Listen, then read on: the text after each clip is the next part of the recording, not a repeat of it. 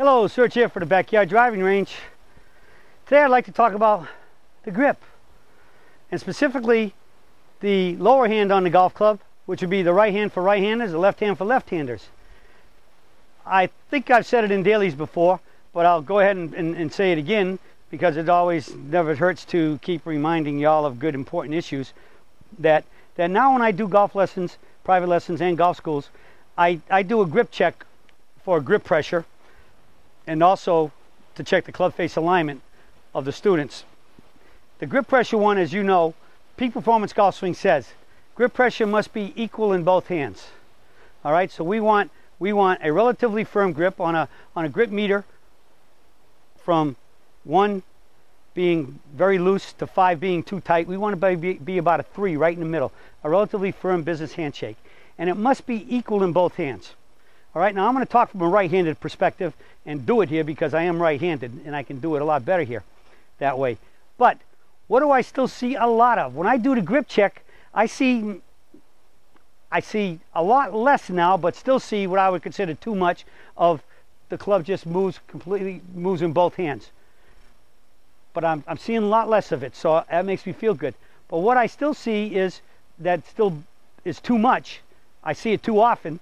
Is I can do this and the left hand is fairly firm, but the right hand is, the club just moves the way I'm moving it, and I can see the right hand doesn't have enough grip pressure. And in many cases, I can tell that right off the bat, and I know it's coming without even doing it. When I see a grip like this, where the index finger of the bottom hand, the right hand for righty, left hand for lefty, is not even on the golf club. Because therefore that means that there's no anchoring, so to speak, of the club in the fingers. Now, one of the things I say to a lot of folks is, when I see this, I say, do you ever go fishing? And fortunately I get enough yeses, a lot of yeses from folks. Well, do you fish and cast your rod with that finger off? No, because you can't control the rod. So the rod is, you hold the rod right in between that what I call the pincer finger, or the trigger finger, like triggering a pistol, the trigger on a pistol. We want it to be in that V there, but we don't want it ever flopping in the V.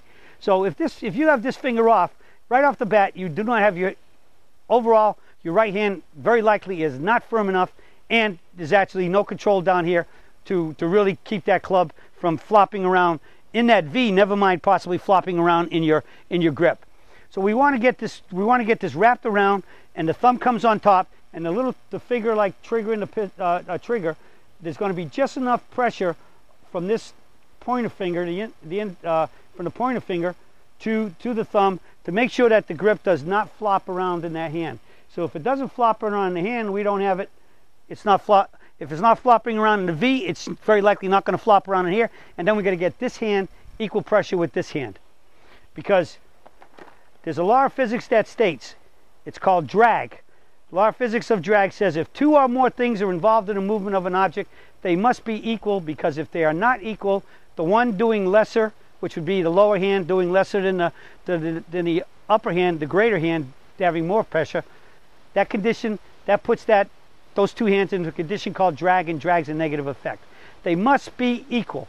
That is one of the outstanding, most important issues that separates PPGS with us on that side of the street and everybody else over there.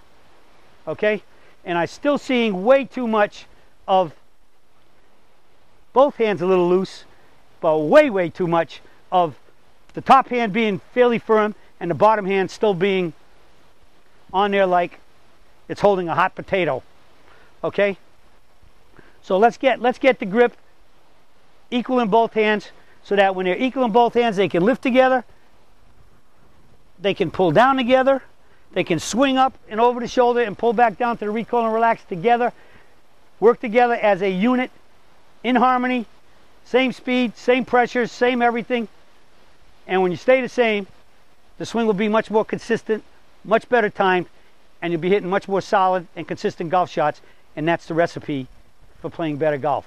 Okay? So let's get that equal grip pressure on both hands, equal,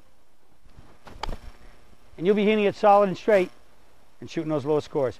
That's it for the search for today, and I'll be speaking with you all again soon.